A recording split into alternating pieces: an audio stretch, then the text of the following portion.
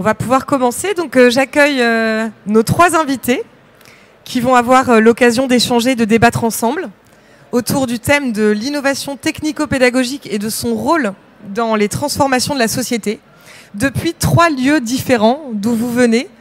Le premier lieu, c'est le gouvernement, l'État, avec Olivier Vandard, notre premier invité, qui représente le secrétariat général pour l'investissement, que certains connaissent peut-être, placé sous l'autorité du Premier ministre, et qui investit beaucoup d'argent public dans la modernisation de l'enseignement et de la formation. Notre second invité, le second regard, c'est celui porté par la filière économique des EdTech, entreprises qui innovent dans l'éducation, dans la formation, qui sont pour la plupart présentes ici. Et donc que Geoffrey représente via une fédération professionnelle qui les rassemble et qui porte leur voix, notamment auprès des pouvoirs publics.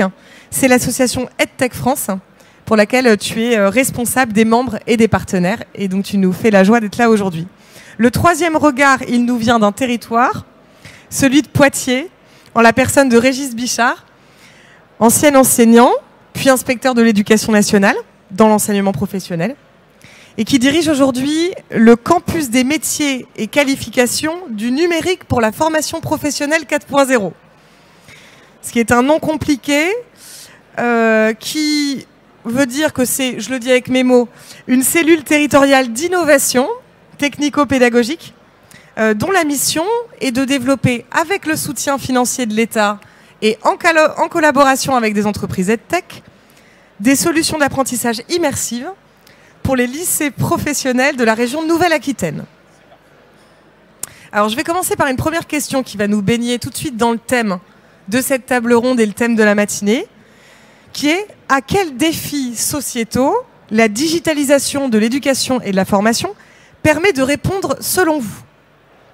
On va peut-être commencer par l'avis d'un représentant de l'État sur la question. Merci, bonjour à tous, mes meilleurs voeux. Alors, en fait, cette question des défis, pour l'État, elle prend trois angles. Le premier, tous ces bouleversements que l'on vit tous, créent les conditions uniques et peut-être historiques de personnaliser les apprentissages. Avant, le travail des enseignants, qui continuait à être le travail des enseignants, c'était de pouvoir créer les conditions, de comprendre ce que l'apprenant, quand je dis enseignant, ça peut être formateur, ce que l'apprenant était en capacité de comprendre pour agir, pour faire, et donc de pouvoir adapter son enseignement à ses problématiques individuelles. C'est un travail colossal, dont il faut féliciter l'intelligence. Ceci dit, quand on regarde aujourd'hui la diversité des publics, c'est de plus en plus compliqué. La technologie crée les conditions aujourd'hui de pouvoir donner des conseils, accompagner, aider, personnaliser les apprentissages. Première chose. Deuxième défi, on est en capacité de pouvoir rassembler tout le savoir universel et de pouvoir le challenger. C'est un grand bond en avant pour les apprenants, pour nous tous, pour les formateurs. Après, la question qui se pose, c'est comment on va pouvoir créer les conditions d'aider l'apprenant à naviguer dans l'ensemble de ces données qui étaient avant les grandes bibliothèques qu'on a tous fréquentées. Aujourd'hui, Internet, c'est un endroit magnifique où on a presque tout.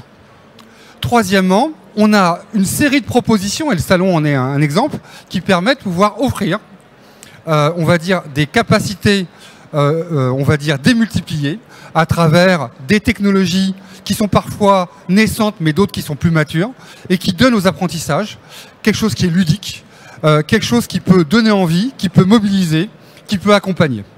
Alors tout ça, pour l'État ou le gouvernement, c'est extrêmement précieux. Il y a quand même deux limites. Priorité aux publics les plus fragiles, il faut que ça serve les publics qui sont éloignés. C'est une obligation morale d'engagement républicain. Et quand je dis public fragile, c'est aussi les publics porteurs de handicap. Donc c'est la priorité. Et deuxièmement, attention à l'illusion. On est, nous, extrêmement attentifs à ce que tout ce qui est produit comme révolutionnaire soit mesuré par la recherche. Il y a tellement d'offres et de propositions qui paraissent magnifiques et en fait qui ont un impact zéro sur l'apprenant. Donc, tout ce qu'on va nous financer, et on pourra en parler plus tard, en cadre de la formation, dans le cadre de la recherche en éducation, dans le cadre de la recherche en éducation numérique, doit être éprouvé par la recherche. C'est-à-dire qu'on a des études qui montrent que oui, c'est un effet neutre, ou c'est un effet négatif. Donc voilà en quoi aujourd'hui on vit une période fantastique, avec des prudences et une obligation vers les publics les plus fragiles. Donc bonjour à toutes et tous. Je poursuis, c'est ça? Oui, sur les défis sociétaux auxquels la digitalisation, selon toi, selon EdTech France, permettent de répondre. Alors, du coup, nous, on a vraiment un prisme qui est celui de la filière qu'on représente dans toute sa globalité. Et on voit 3 axes aussi, 3 défis auxquels la EdTech doit pouvoir répondre. Le premier, ça va être celui des enjeux auxquels en fait tout Français fait face actuellement.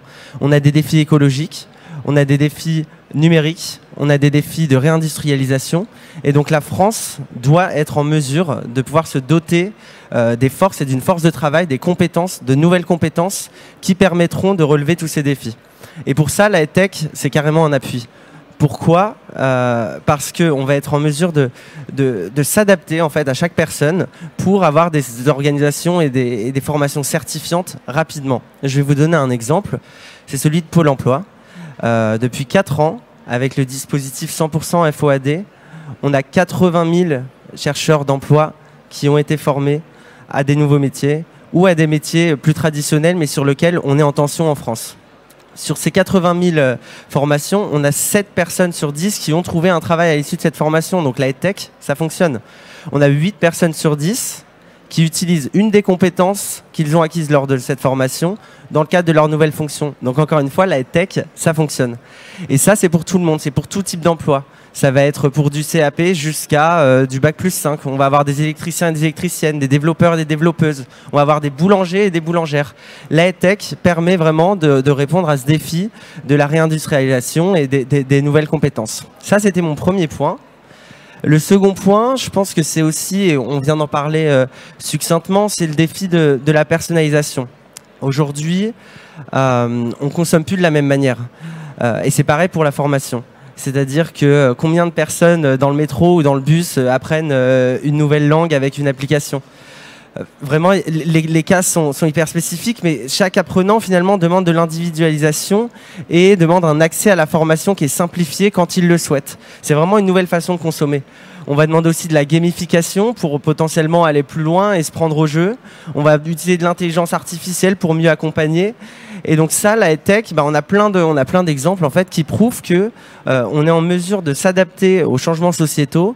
Et par exemple, moi en ce moment, j'utilise une application qui s'appelle Hypknowledge et qui apprend, et je suis en train d'apprendre le portugais sous hypnose. C'est des séances de 20 minutes que je peux faire le midi. Donc ça encore, voilà, c'est un potentiel. Selon moi, mes appétences, la EdTech a réussi à trouver une solution.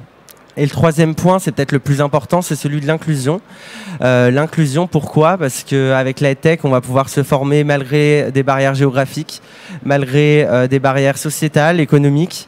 On va pouvoir aussi proposer aux personnes en situation de handicap des accompagnements particuliers en utilisant l'intelligence artificielle. Et donc, in fine, je pense que c'est au cœur de nos défis que d'être en mesure de pouvoir former tout le monde pour que tout le monde puisse trouver sa place aussi au sein de notre société. Donc chez EdTech France, nous on est là pour ça. On a 2 axes d'intervention. On va porter la voix de la filière auprès des instances publiques, mais aussi auprès des médias et du grand public. Et on va favoriser la montée en compétences de tous les acteurs de la filière. Et peut-être juste en 10 secondes une dernière chose. Pourquoi est-ce qu'on s'appelle EdTech France? C'est parce qu'il y a un défi dont on parle peu, c'est aussi celui de la souveraineté. Il faut qu'on reste souverain dans notre manière d'enseigner, dans notre manière d'apprendre. Et pour ça, il faut faire vivre un tissu entrepreneurial qui est énorme en France. Et c'est pour ça qu'on est une association de filières qui défend le savoir-faire français.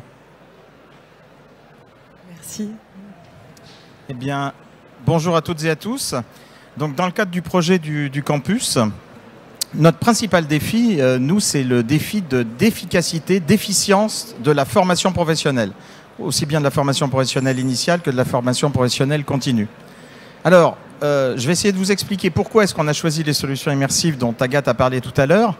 Eh bien, on s'est basé, l'apprentissage depuis plusieurs années, maintenant s'est enrichi des travaux des neurosciences en particulier, plus particulièrement des travaux de Stanislas Dehaene. Et je vais vous expliquer un petit peu pourquoi on est allé chercher ces technologies immersives, en particulier la réalité virtuelle exploitée sous casque.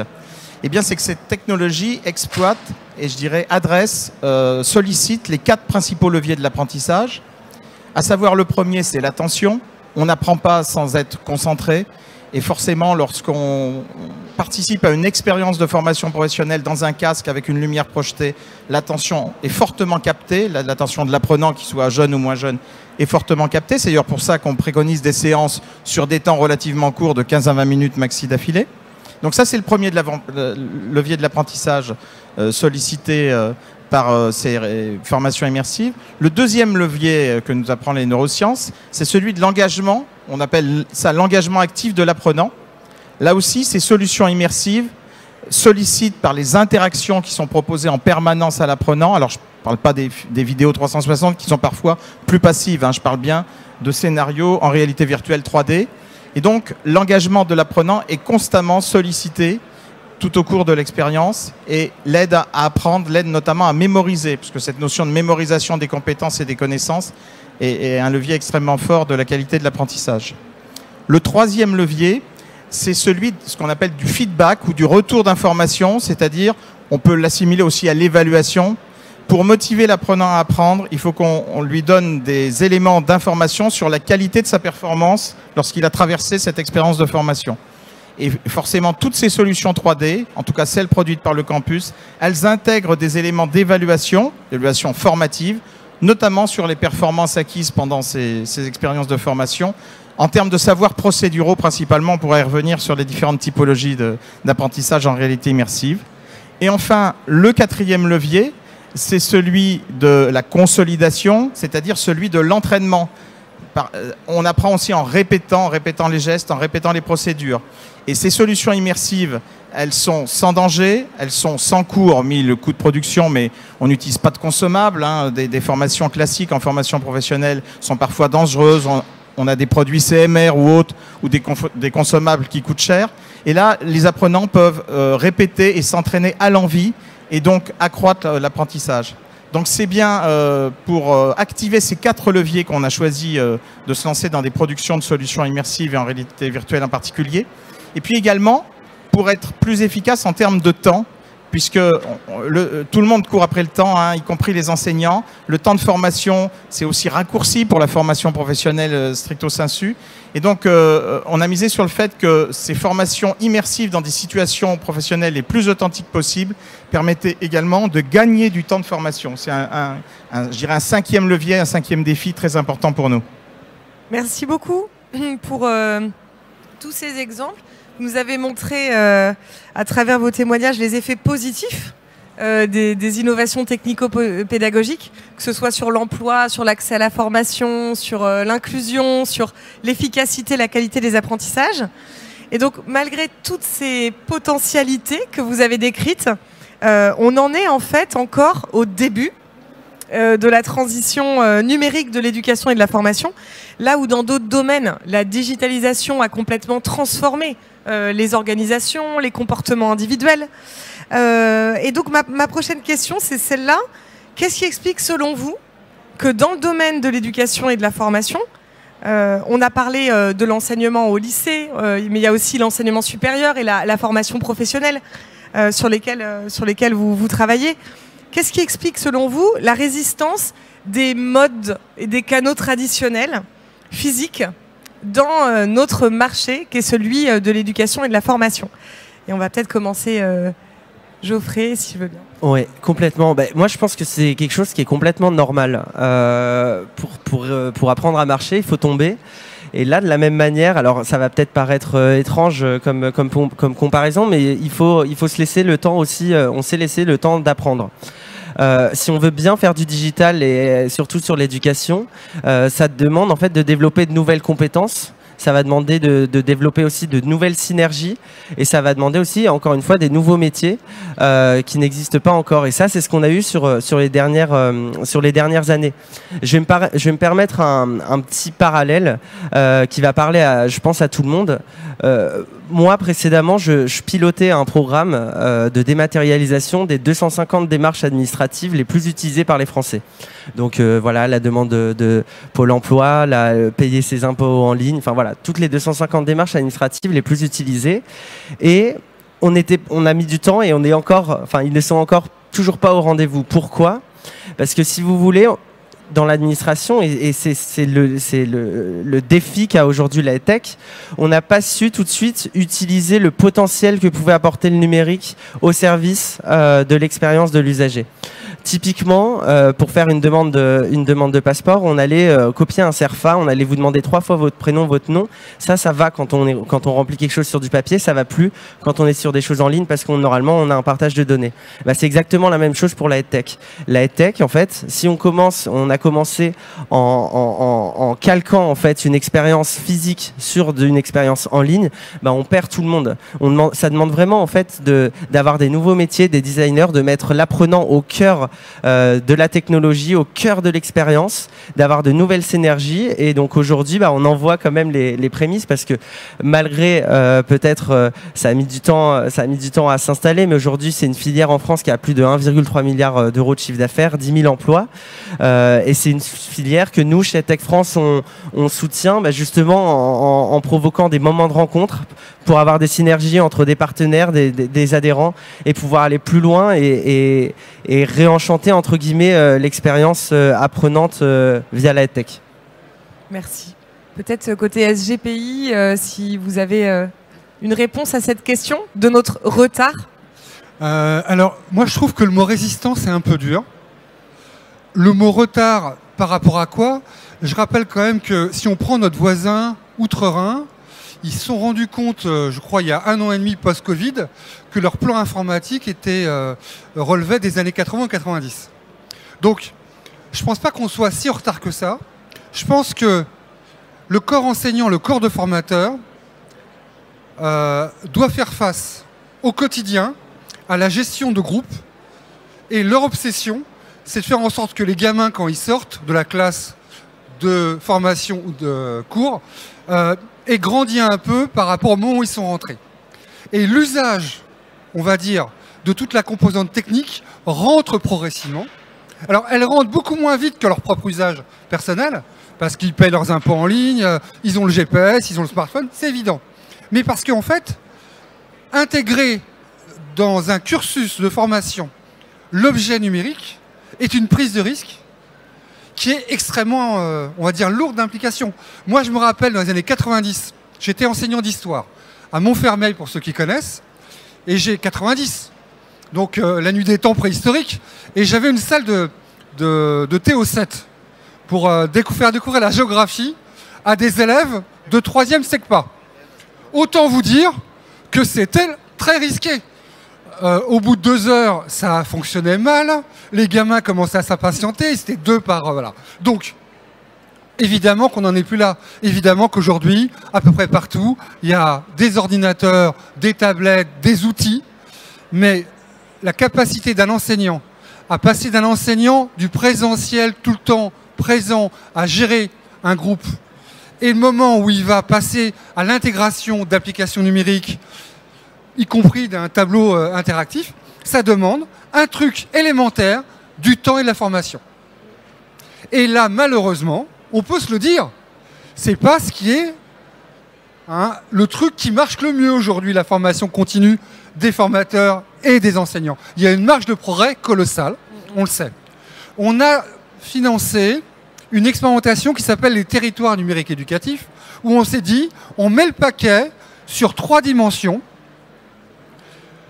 Le matériel, parce qu'il faut commencer par le matériel, mais ce n'est pas le plus important, on écarte la formation des enseignants et les ressources. On l'a fait d'ailleurs en lien avec la EdTech, parce que ça nous paraissait important. Et en fait, on se rend compte que le levier, 4e point, la parentalité. Parce qu'on s'est dit que si on va très loin avec les parents, enfin avec les enfants, et qu'on oublie les parents, il va y avoir un hiatus. Et c'est important que les parents continuent à avoir un pouvoir d'agir, d'accompagnement, de soutien à leurs gamins. Qu'est-ce qu'on observe? C'est que le levier le plus fort, c'est la formation. Et on ne pourra pas demander à un enseignant qui n'est pas résistant et qui n'est pas en retard, d'intégrer des outils numériques s'il n'est pas accompagné, formé. Alors, je sais qu'il y a un tissu d'acteurs partout en France, qui vont à la rencontre d'enseignants pour les aider, les accompagner. Et donc ça, c'est extrêmement précieux. Il faut aller plus loin, il faut aller plus vite, parce qu'il y a un enjeu, effectivement, important d'intégrer ça au bénéfice des élèves. Régis, peut-être, si vous voulez réagir sur cette question des usages enseignants autour du numérique. Alors, Olivier l'a très bien dit, on a vraiment une prise de risque de par les enseignants là, pour prendre en compte ces nouvelles technologies. En fait, on touche la culture enseignante. Hein, et forcément, bouger une culture, ça prend du temps. Ça se fait par petits pas. Les enseignants ont des craintes. Certains enseignants, en tout cas, ont des craintes. Alors, c'est vrai que la première crainte, c'est que le matériel ne fonctionne pas lorsqu'on a prévu la séance à 8 heures, etc. C'est en train de s'améliorer, mais le fait d'utiliser des solutions immersives avec un côté, entre guillemets, high-tech, de nouveaux produits, des casques filaires, sans fil, avec un réseau Wi-Fi, etc., évidemment, ça rajoute une couche, je dirais, dans la prise de risque technologique. Donc ça existe. Peut-être le deuxième frein, c'est la peur de certains enseignants d'être à terme, plus ou moins à long terme, d'être un peu remplacés par de l'intelligence artificielle. On n'en a pas encore parlé, mais ça s'intègre de plus en plus dans nos solutions immersives, forcément, par des plateformes en ligne, bon, voilà. Alors, justement, pour éviter cette crainte, le campus a choisi de travailler essentiellement sur du présentiel enrichi. C'est-à-dire que la place de l'enseignant, elle est bien dans la classe, dans les ateliers de formation professionnelle, avec ses élèves, avec ses apprentis, pour concevoir des progressions pédagogiques, des scénarios pédagogiques, utilisant plusieurs modalités, dont celle des outils numériques immersifs, mais pas seulement, et pas exclusivement. Donc la crainte d'être remplacé, on l'a travaillé aussi, bien sûr, en faisant produire nos scénarios par des équipes pédagogiques du terrain. Et on leur a demandé aussi d'identifier sur le terrain quels étaient les champs de formation qui pouvaient être adressés avec une vraie plus-value apportée par le numérique pédagogique. C'est-à-dire qu'on ne fait pas du numérique pour faire du numérique, on fait du numérique immersif, là où l'immersif apporte une plus-value par rapport à ce qu'on savait faire historiquement sur nos ateliers et nos plateaux techniques de formation professionnelle. Il y a également une dimension extrêmement importante qu'on a observée quand on a fait nos premières expérimentations, c'est la possibilité dans les outils qu'on crée avec nos partenaires de la EdTech et financés avec le soutien de l'État bien sûr, c'est de laisser la possibilité aux enseignants de paramétrer, de personnaliser ces outils en fonction des besoins des apprenants et c'est bien eux qui les connaissent les mieux. Et donc on a introduit des variables didactiques qui sont paramétrées au lancement du scénario et qui permettent d'adapter le niveau de guidance, le niveau de complexité, la durée de la formation en fonction des besoins de l'apprenant. Et ainsi, vraiment les enseignants ont l'impression d'avoir toujours la main sur leurs outils de formation. C'est un élément extrêmement important pour travailler l'acceptabilité des équipes pédagogiques. On y est très soucieux.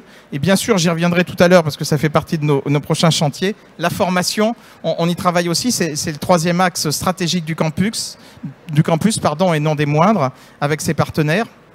Donc voilà, sur le frein principal, il est là. Peut-être un dernier point, et très court, l'accès également aux ressources.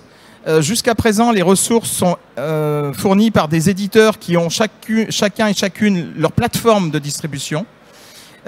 Nous, il nous paraît impossible pour un enseignant ou des enseignants dans un établissement de devoir accéder à X plateformes avec X login, X mots de passe, etc. différents, même si on pourrait imaginer qu'ils soient rassemblés dans le cadre d'un ENT ou autre.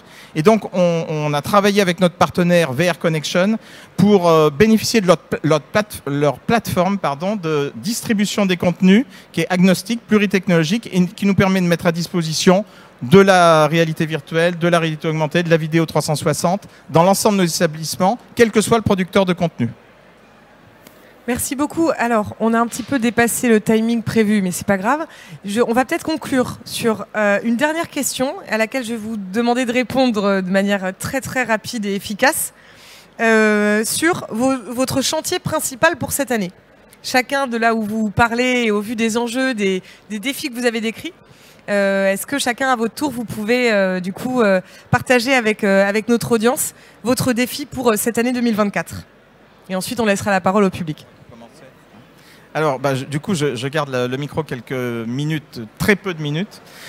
On a trois chantiers principaux. 2024, c'est vraiment l'année d'accélération de la mise en œuvre du plan d'action du campus, qui a été financé pour 5 ans dans le cadre d'un appel à manifestation d'intérêt compétences et métiers d'avenir sur la stratégie d'accélération enseignement numérique. Le premier chantier, c'est celui de la formation. Donc, avec notre partenaire Réseau Canopé, qui est dans notre consortium, nous avons construit des parcours de formation, des parcours d'initiation, de découverte, mais aussi d'approfondissement, qui s'adressent aux professeurs de Nouvelle-Aquitaine pour leur faire prendre en main les technologies et surtout leur apprendre à utiliser ces nouveaux outils dans le cadre de leur progression pédagogique. Et donc, les formations vont démarrer dès le mois de mars 2024 dans nos espaces de formation que nous sommes aussi en train d'équiper. Le deuxième chantier, c'est celui de la production de nos solutions immersives. Alors, au-delà des POC qu'on a pu produire par le passé pour lancer notre projet, on va produire des solutions sur 4 premières thématiques. On a 9 thématiques en tout sur la durée des projets. Maintenance industrielle, production industrielle, énergie et bâtiments connectés, mais aussi maintien des personnes âgées à domicile, pour vous dire qu'on ne travaille pas que dans le domaine de l'industrie. Et en particulier sur ce dernier scénario travaillé par mes collègues de l'Académie de Limoges, on aura une offre assez intéressante qui va permettre d'adresser des scénarios pédagogiques dans un même environnement, celui de l'habitat à domicile d'une personne âgée, maison des années 70 typique, et qui va permettre de produire des scénarios de formation à destination des électriciens pour choisir et installer des systèmes domotiques d'aide au maintien de l'autonomie à domicile, mais aussi à nos élèves de Bac Pro ASSP, autonomie, soins, services à la personne, qui forment les futurs, je dirais, auxiliaires de vie à domicile, sur des compétences d'accompagnement des usages de ces systèmes techniques et domotiques auprès des personnes âgées.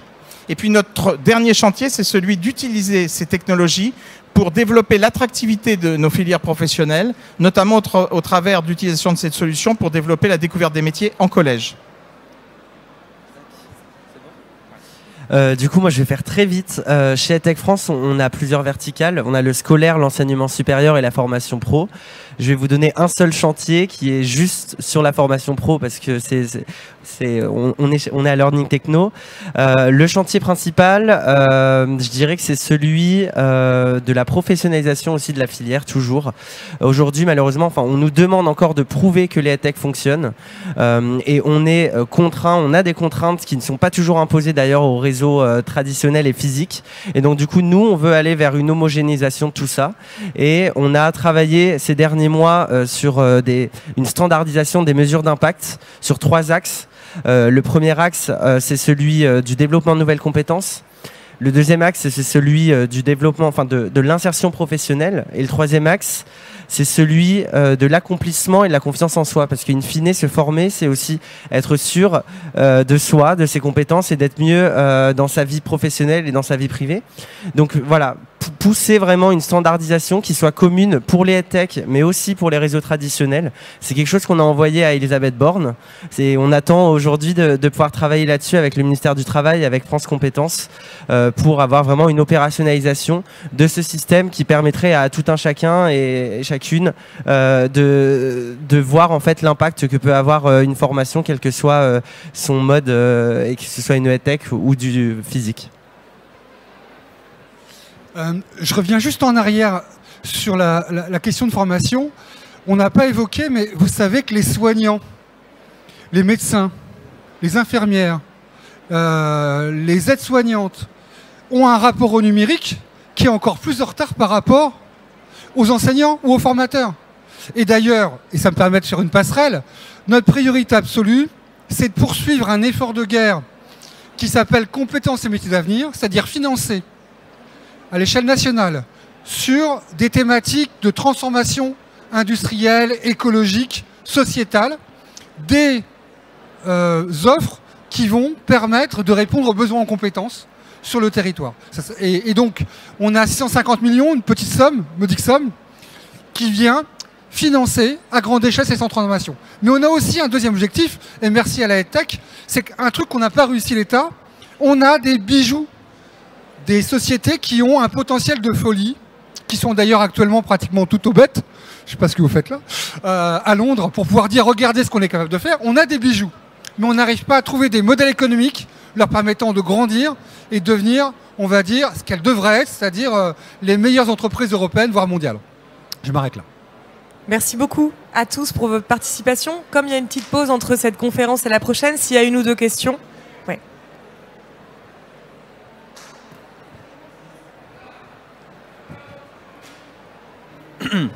Rebonjour. Du coup, je me demandais si vous pouviez du coup nous expliquer quel était le défi auquel l'État cherche à répondre actuellement, un peu comme vos deux comparses juste avant. Pour ma prise de notes, j'aurais voulu récupérer ce genre d'infos. Je ne sais pas si ma question est claire. À peu près tout. Je note. Non mais en fait, on est quand même sur une planète qui va pas très bien et pour lequel il faut être un peu attentif.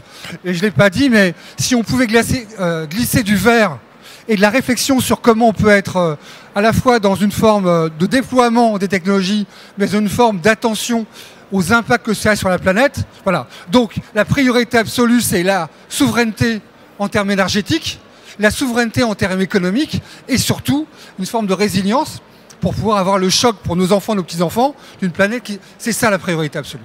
Je comprends. Merci beaucoup.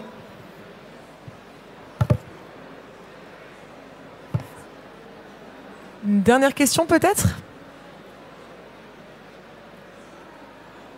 J'ai l'impression qu'on est bon. Merci à vous trois. Merci beaucoup pour cette table ronde. Et merci à tous pour votre participation.